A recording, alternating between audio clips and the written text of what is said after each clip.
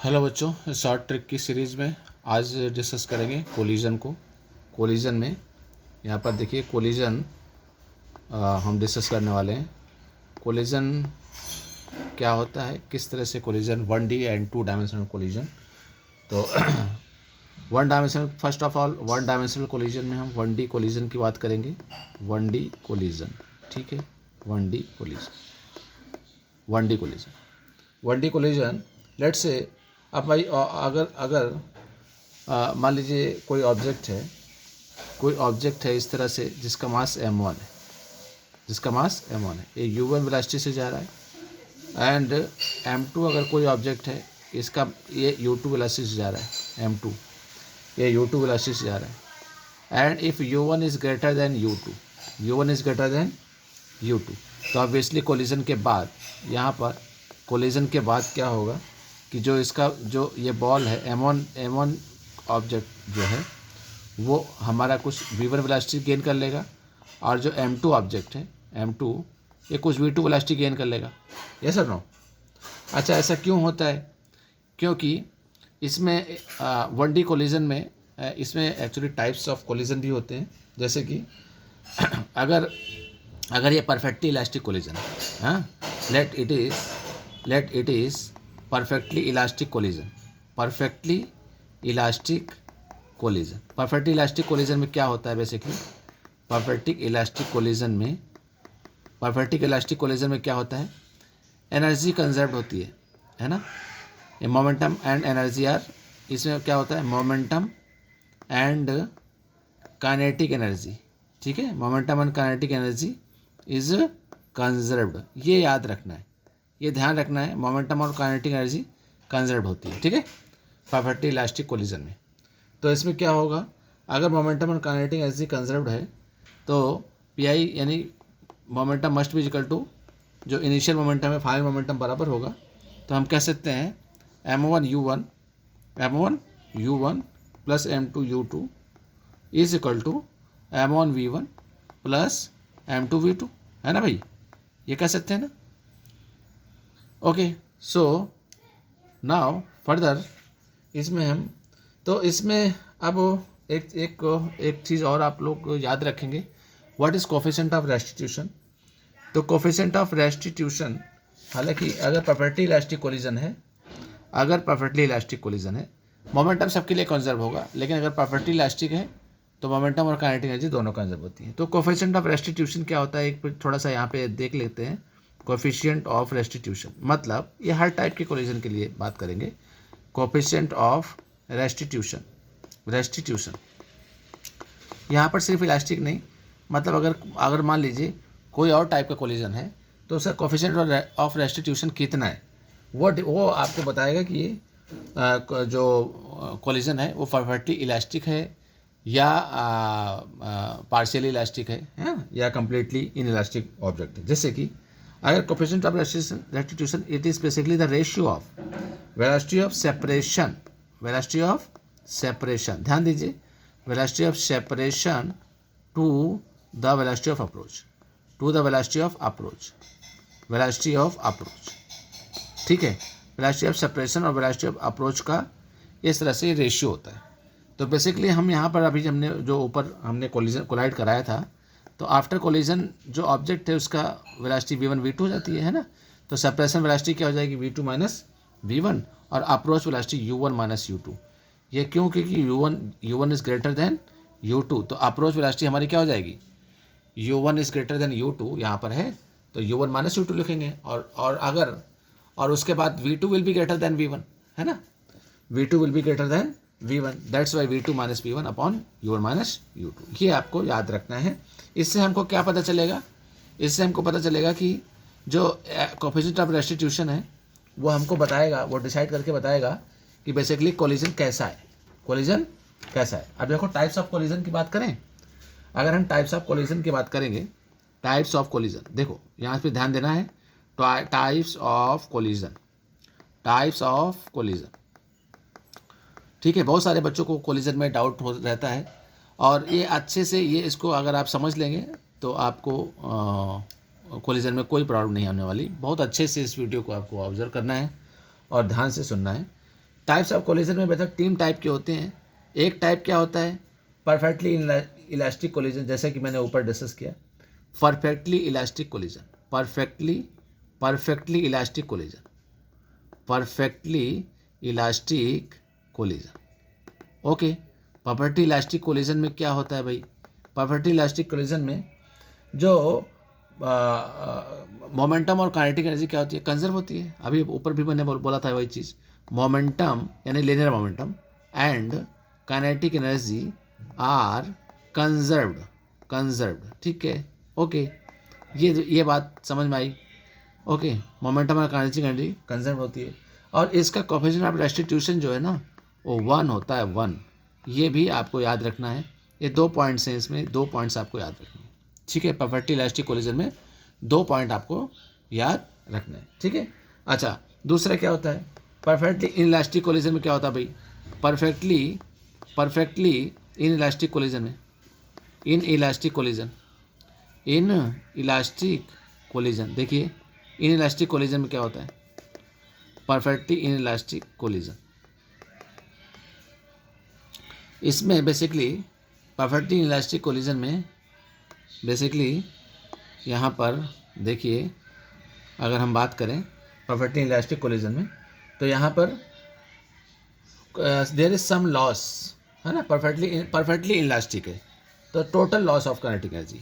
हाँ, यहाँ पर क्या हो गया, मोमेंटम तो कंजर्व्ड है, ठीक है, momentum is actually conserved, momentum is still conserved. ठीक है, momentum is still conserved, momentum अभी भी कंजर्व्ड है, but kinetic energy there is total loss of kinetic energy, total loss of kinetic energy. यहाँ पे काइनेटिक एनर्जी का total loss हो जाता है। कैसे, तो यहाँ पे ई की वैल्यू 0 होती है, बस इतना ध्यान रखो, ई की वैल्यू क्या होती है, 0। अच्छा, इसमें बेटा, इसमें अगर आप ध्यान दें तो यहाँ पर ई की वैल्यू 0, बेसिकली मैंने ये बताया कि अगर परफेक्टली इसमें ई की वैल्यू क्या होती है, 1 होती है। ठीक है, इसमें ई की वैल्यू 0 होती है, इसमें ई की वैल्यू 1 होती है। तो जैसे कि मान लीजिए एक बॉल है, हाँ, एक बॉल आपने हाथ में लिया और आपने उसको रिबाउंस कराया, आपने उसको बाउंस कराया, और बाउंस होकर के वो उसी हाइट पे वापस आ गई, तो भाई kinetic energy, total kinetic energy तो कंजर्व्ड है ना। लेकिन नॉर्मली होता ये है कि अगर हमने रिलीज किया तो वही सेम हाइट को नहीं गेन करता है ना, तो पार्शियल लॉस हो गया। और अगर जैसे कोई, अगर मान लीजिए कोई मड है, मड गीली मिट्टी का अगर कोई ऐसा बॉल जैसा ले लिया आपने, आप इसको ज़मीन में छोड़ेंगे तो ज़मीन पे चिपक जाएगा ना, तो वहाँ पे परफेक्टली लॉस हो गया, वहाँ पे टोटल लॉस हो गया।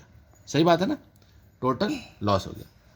अब इस तरह से अगर हम आगे देखें तो एक थर्ड पॉइंट आता है, उसमें क्या होता है, विच इज़ पार्शियली, यानी कि ये एक जनरल कोलिजन है, partially elastic body, partially elastic collision या inelastic collision, whatever, partially inelastic collision. इसमें क्या होता है, पार्शियली इन इलास्टिक में जो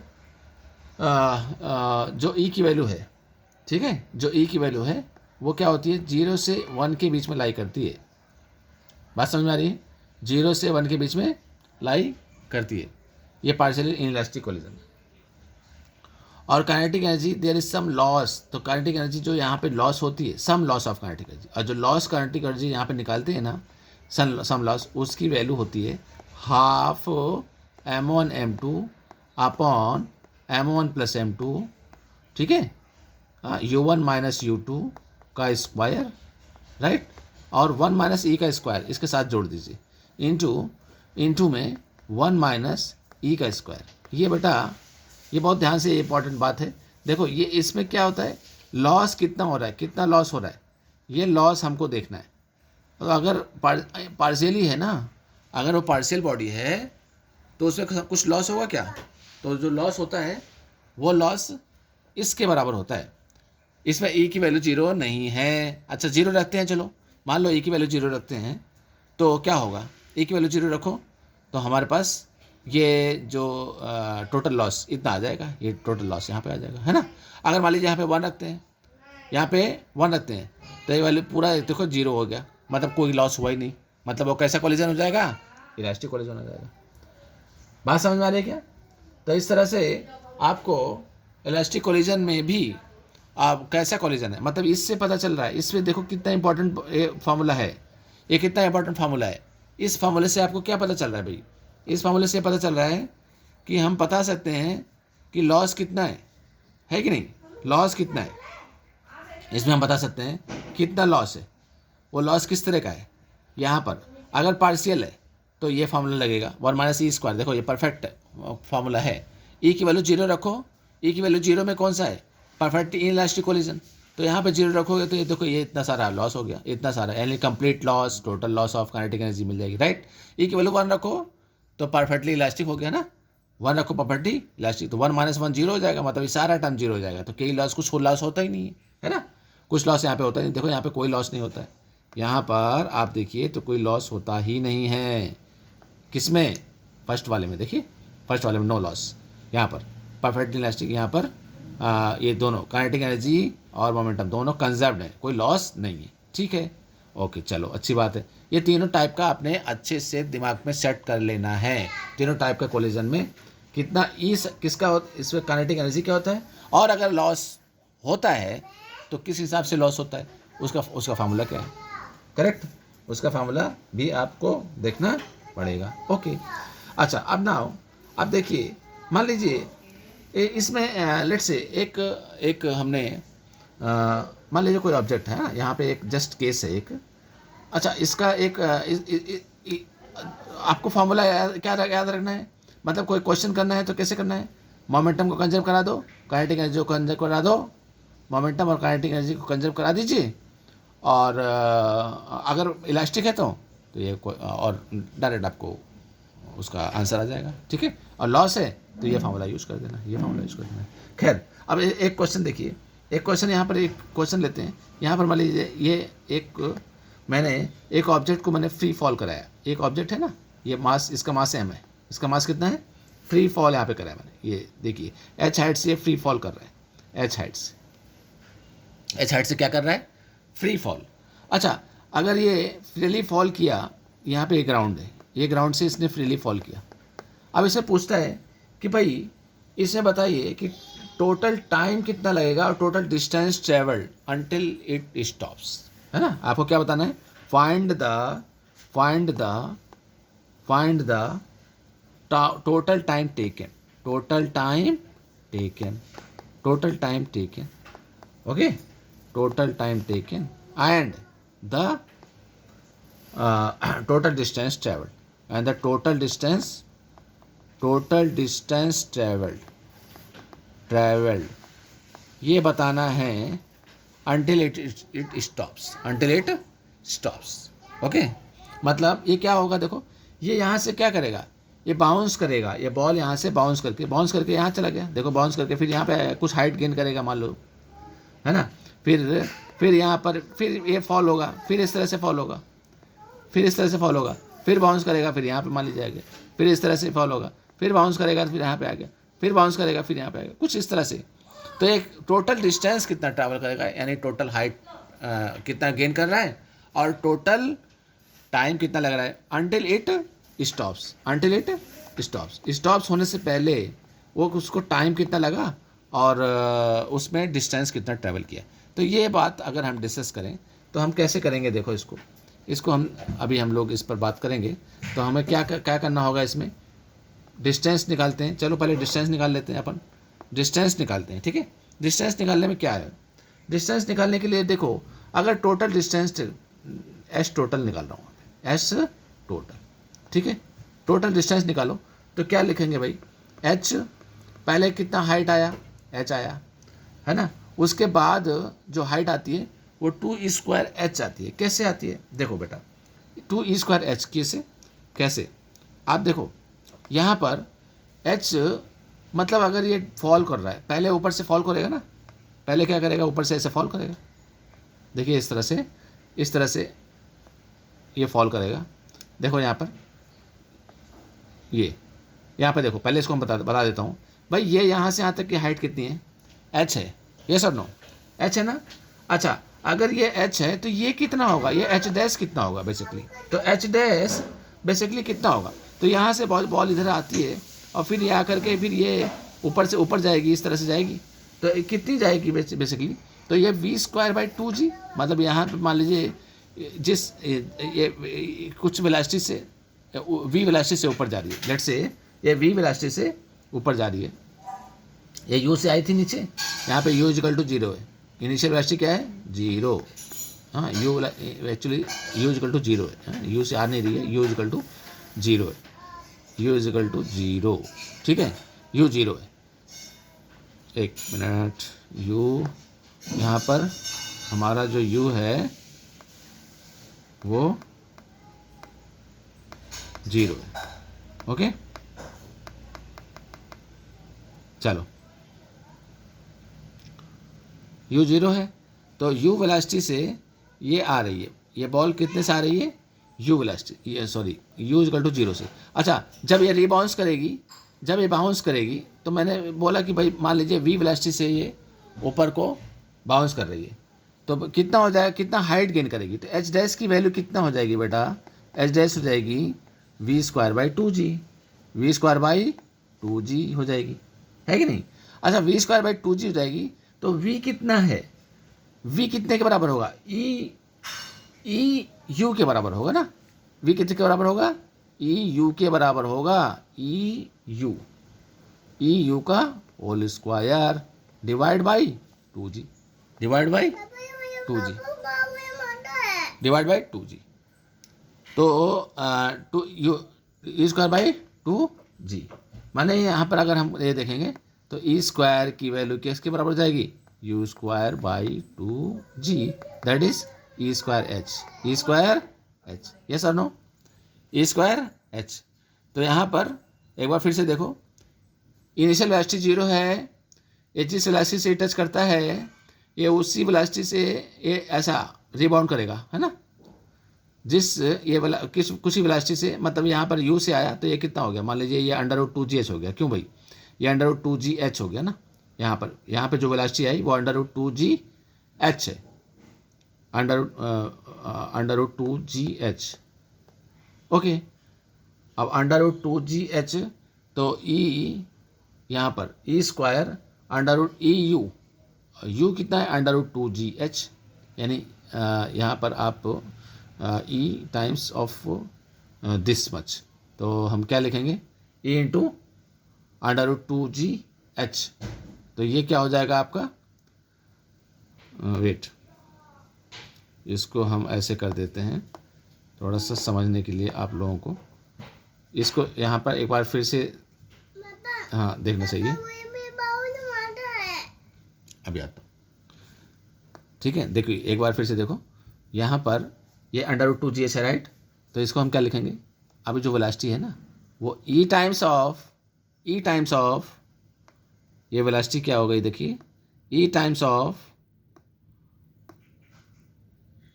देखो e टाइम्स ऑफ UGH, मतलब e √2gh, देखो √2gh नीचे वेलोसिटी है ना, e टाइम्स ऑफ 2gh, इसी वेलोसिटी से ऊपर जाएगा, ये इस तरह से जाएगा ना, e times of √2gh, okay, और divide by 2g, divide by 2g, तो ये क्या, इसका आंसर क्या आ रहा है, डिवाइड बाई 2g, तो ये फाइनली 2g है ना, तो ये हो जाएगा आपका e² × 2gh divide by 2g, that is e²h, that is e²h। क्या ये बात सबको क्लियर है कि नहीं है, जल्दी बताइए, ये बात क्लियर है, h डैश की वैल्यू e²h कैसे आई, e²h यहाँ पर इस वेलोसिटी से आया, क्या इस वेलोसिटी से आया, अब ये ऊपर जो जाएगा, यानी बिफोर रीचिंग द टॉप, यहाँ पर फाइनल वेलोसिटी 0 हो रही है,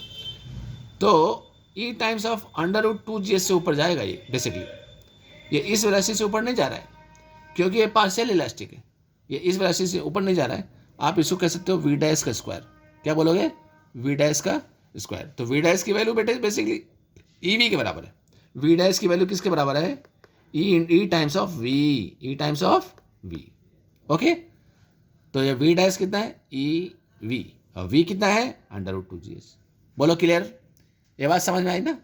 बस इसी को ध्यान में रखते हुए हम लोग आगे बढ़ेंगे। तो ये वाली हाइट को देखो, ये तो एक बार आया और ये वाली हाइट को 2 बार गिन कर रहा है। क्यों? क्योंकि ऊपर जा रही है स्क्वायर एच और नीचे आ रही है स्क्वायर एच, तो 2 times of E square H लिखेंगे। उसी तरह से सिमिलरली ये E4H हो जाएगा, ये E6H हो जाएगा। ये इस तरह से मतलब उसी का स्क्वायरिंग करते जाइए आप। तो आप कैसे करना है हमें देखो कैसे करना है। ये तो ड्रॉप हो रही है ना, इसको 2 बार करना पड़ रहा है, इसको 2 बार, इसको भी 2 बार, तो सारी हाइट 2 बार। मतलब हम क्या लिखेंगे भाई, H plus 2E square H, H plus 2 square H plus 2E4H, 2E4H and so on and so on, अभी आता एंड सो ऑन। ठीक है, ओके। तो बताइए H कॉमन ले लीजिए। तो H अगर मैं H प्लस 2 स्क्वायर H की जगह पे H प्लस अभी मैं कॉमन लेता हूँ यहाँ पर।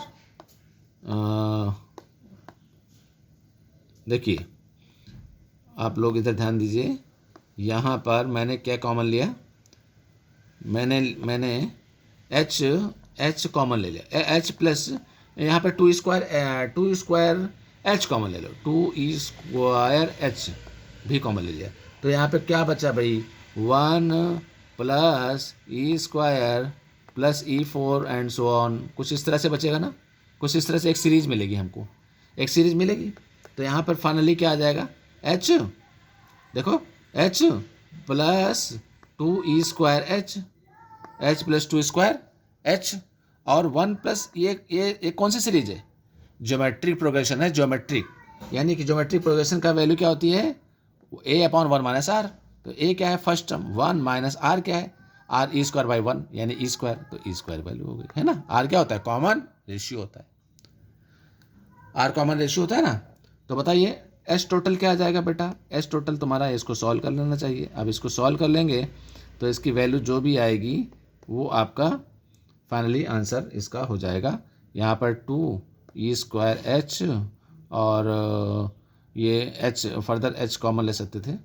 तो हमने यहाँ पर क्या किया कि फर्दर हमने H कॉमन ले लिया, H कॉमन ले लिया। तो ये क्या हो जाएगा, फर्दर H कॉमन ले लेंगे तो फाइनली फर्दर हम H कॉमन ले लेंगे तो फाइनली हमको क्या मिलेगा, एक रिजल्ट मिलेगा। देखो टोटल डिस्टेंस का एक रिजल्ट मिलता है, H plus H into 1 plus E square upon 1 minus E square. ये देखो एक रिजल्ट आता है, ये रिजल्ट आपको मिल गया। ये क्या बताता है, टोटल डिस्टेंस कितनी ट्रैवल कर रही है। अब ये इसको ट्रिक में यूज करना है आपको, ये ट्रिक में इसको यूज करना है कि अगर अब मान लीजिए कोई भी coefficient of restitution, let's say coefficient of restitution, trick में हम क्यों बताते हैं, ट्रिक की सीरीज़ का मतलब यही है कि इसके जो अलग अलग जो मैं कॉन्सेप्ट बताए जा रहा हूँ इसको आप अपने नोटबुक में अच्छे से इसको लिखते जाइए। जैसे कि मान लो अब E की वैल्यू, लेट से E की वैल्यू आपको दी हुई है 0.2 दिया हुआ है, मान लीजिए। तो बताओ टोटल डिस्टेंस कितना ट्रैवल करेगी अगर इस तरह से, अगर E की वैल्यू 0.2 है, लेट से देखो E की वैल्यू 0.2 है और इस तरह से कोलिजन हो रहा है और इस ग्राउंड का, ये जो ग्राउंड है ना, इसमें E की वैल्यू 0.2 दे दिया। तो अब पूछता है तुमसे कि टोटल डिस्टेंस ट्रैवल बताओ। लेट E की वैल्यू कितनी हो गई 0.2, तो बताओ टोटल डिस्टेंस कितनी हो जाएगी। S is equal to H, तो चलो H मान लो गिवन है, तो 1 प्लस E स्क्वायर की वैल्यू कितनी हो जाएगी, E स्क्वायर 0.2 का स्क्वायर यानी कि ये हो गया 0.04 डिवाइड बाई 1 माइनस 0.04। ठीक है, ये हो जाएगी 1 माइनस 0.04। तो that is 1 into 1.04 divide by ये 1 डिवाइड बाई 0.04, ये कर दीजिए।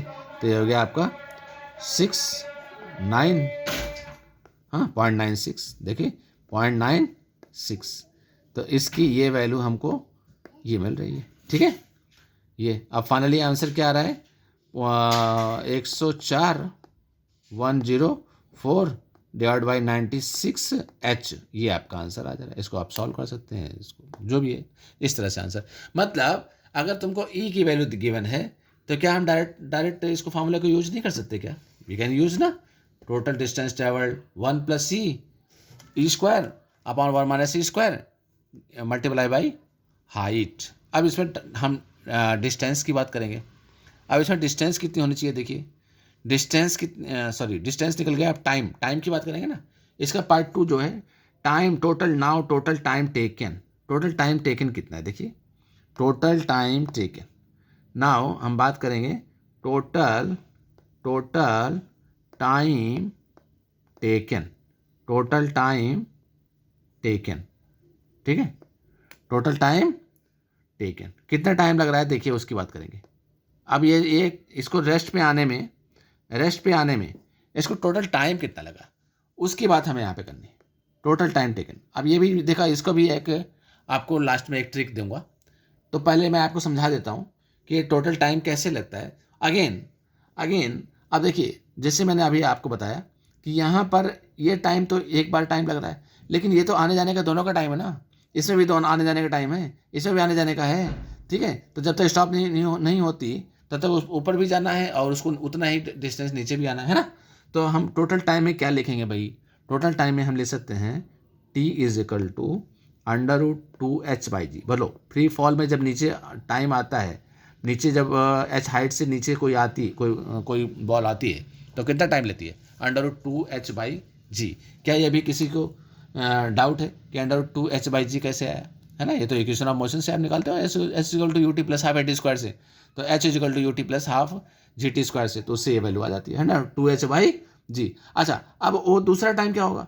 तो अभी मैंने आपको बताया कि उसमें √2h/g है, लेकिन जो हाइट है वो कितनी है?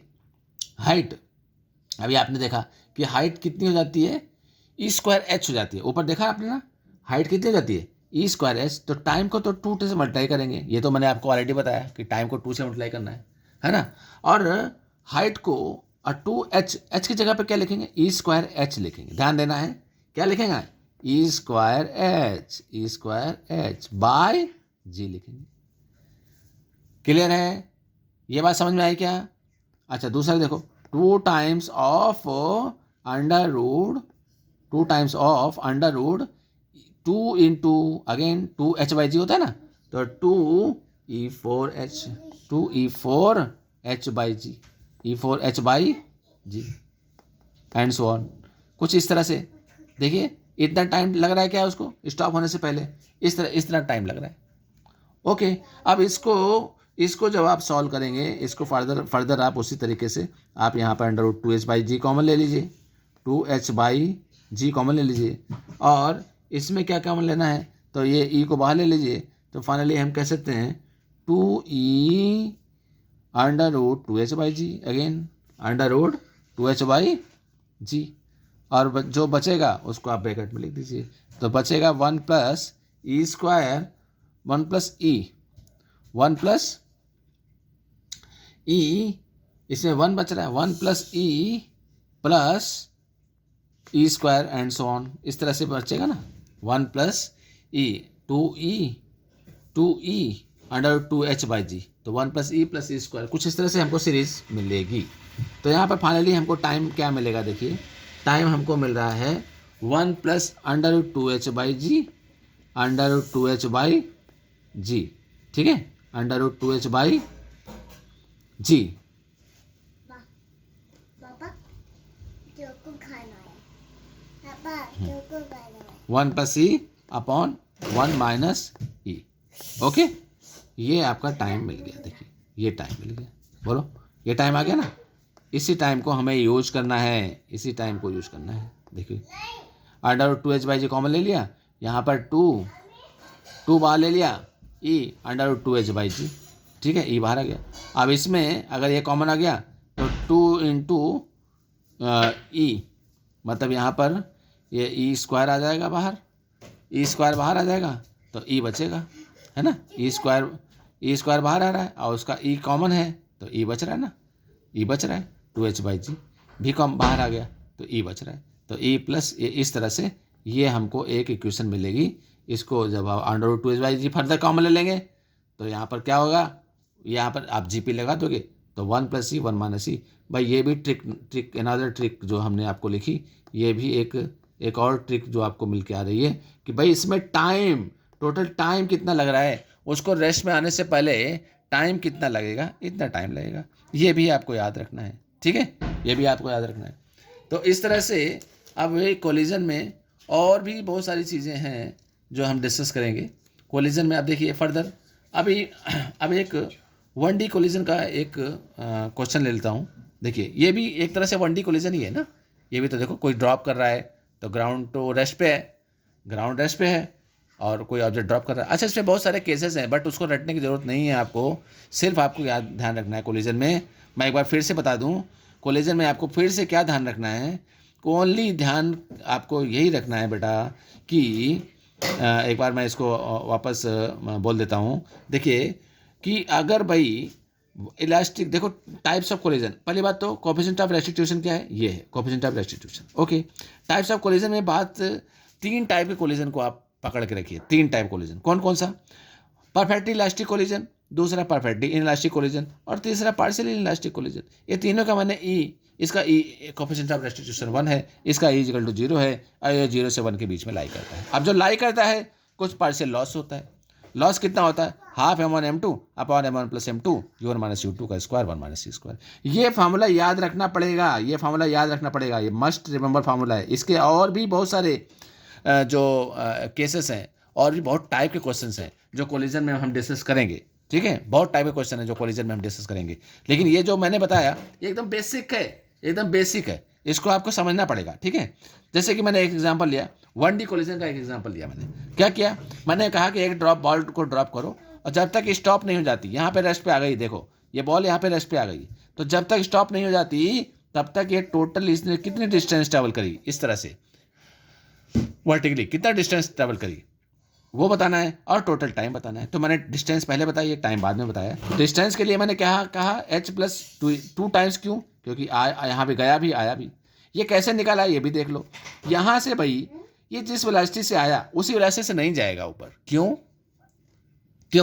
क्योंकि इसका कुछ कोएफिशिएंट ऑफ रेस्टिट्यूशन है ना भाई, ये पार्शियली परफेक्टली इलास्टिक नहीं है, ये परफेक्टली इलास्टिक नहीं है, इसलिए ये परफेक्टली इलास्टिक नहीं है। अगर परफेक्टली इलास्टिक होता तो जितने वेलोसिटी से हमें इसको नीचे आता ना उसी वेलोसिटी से ऊपर रिबाउंड होता, लेकिन ऐसा नहीं है, तो हमने ई के टर्म्स में इसको लिखना है। तो यहाँ पर ये अगर इस वेलोसिटी से आया, देखो 2gh से आता है क्या, ये तो सबको पता है ना, 2gh से आता है, 2gh से आता है ना। तो इससे अगर आया तो ऊपर से यानी ई टाइम्स ऑफ 2gh से ऊपर जाएगा, ई टाइम्स ऑफ 2gh है ना। तो v²/2g से हम देखेंगे तो ई टाइम्स ऑफ √2gh का होल स्क्वायर इंटू 2g। यहाँ पर इसको सॉल्व करेंगे, ये 2g को 2g कैंसिल हो जाएगा, तो बेटा क्या आ जाएगा बताओ, E²h नहीं आ जाएगा, E²h, बोलो E²h आ गया ना। अब वो डिस्टेंस कितनी ट्रैवल कर रहे हैं, तो h, ये h डिस्टेंस ट्रैवल कर रहा है और +2 E²h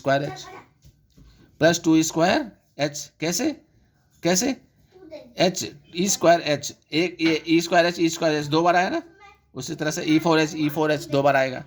इस तरह से आप इसको सॉल्व करोगे, h + 2E²h कॉमन ले लोगे तो 1 + c² + c4, ये एक सीरीज मिल जाएगी। ये इसको GP सीरीज बोलते हैं, a/1 - r, इसको यूज करेंगे और 1 - यहाँ पे r कॉमन रेशियो E² है, इसको यूज करेंगे तो ये फार्मूला आपके सामने आता है। ये ट्रिक का एक फार्मूला बहुत इंपॉर्टेंट ट्रिक्स में आपको ध्यान रखना है। इसमें देखो आपको भाई ये सब तो मैंने समझाने के लिए बोला है, अगर आपको यही ध्यान रखना है, सिर्फ ये फार्मूला ही ध्यान रखना है। 1 यानी जो मान लीजिए अगर कोई ऑब्जेक्ट है बेटा, कोई जिसका ई की वैल्यू कुछ भी दे दिया जाए 0.2, 0.4, 0.6, 0.8 कुछ भी, तो उसको यहाँ पे रख करके और मान लो 100 मीटर से ड्रॉप किया गया या 10 मीटर से 50 मीटर से जो भी हाइट दिए हुए है उसको आप निकाल के डायरेक्ट निकाल सकते हो, नहीं डायरेक्ट निकाल सकते हो। जैसे ई की वैल्यू 0 है और लेट से हाइट आपका मान लो यहाँ पे हाइट भी मान लो दिया हुआ है 10 मीटर दिया हुआ है, मान लो हाइट 10 मीटर दिया हुआ है, तो आपको कहता है टोटल डिस्टेंस कितना होगा, तो दिस इंटू हाइट कितना होगा 10, ये 10 मीटर हाइट हो गया, मल्टीप्लाई कर दो, यानी 1040 डिवाइड बाई 96 समथिंग, ये आपका आंसर आ जाएगा, ये आंसर आ जाएगा। ठीक है, तो इस तरह से टोटल डिस्टेंस ट्रेवल आपको मिल जाएगी। डायरेक्ट देखिए, अगर ये फार्मूला है तो डायरेक्ट तुमको आ रहा है। ये ट्रिक का जो सीरीज जो मैं बना रहा हूँ, ये आपको ऐसी ट्रिक मैं दे रहा हूँ कि आपको डिटेलिंग तो मैं इसलिए बता रहा हूँ कि तुमको फिजिक्स की डेप्थ भी पता चले, थोड़ा उसको सोचने का भी एक एनालिसिस भी पता चले। जैसे ये चीज़ मैंने यहाँ पे डिस्कस करी, ये मैंने इसलिए बताया। अदरवाइज मैं डायरेक्ट बताता कि भाई स्क्वायर एच आता है, तो आपके दिमाग में कहीं ना कहीं रहता है कि कैसे, है ना, इसलिए मैंने ये बताया ये चीज़। तो ये चीज़ भी मैं डिस्कस इसलिए कर देता हूँ कि आपको दिमाग में एक क्लैरिटी आ जाए। अदरवाइज आपको फाइनली याद ये रखना है, h इंटू 1+e², यानी स्कोर करना है तुमको, कम से कम समय में ज़्यादा से ज़्यादा स्कोर करना है, तो h into 1+e² upon 1 - e², ये ट्रिक का यूज करना है हाइट के लिए, यानी डिस्टेंस के लिए, टोटल डिस्टेंस ट्रेवल के लिए। अगर अब आपको देखिए, अब मान लीजिए आपको टोटल टाइम बताना है, तो टाइम के लिए मैंने बताया कि आने का टाइम √2h/g होता है, और फिर बाद में इधर जब जाएगा तो आने जाने का टाइम, यहाँ पे गया भी आया भी, तो इसलिए 2 टाइम्स यहाँ पे यूज कर दो, बस 2 टाइम्स ऑफ 2h/g। h की जगह पे मैंने क्या लिखा है, h डैश की जगह पे e²h।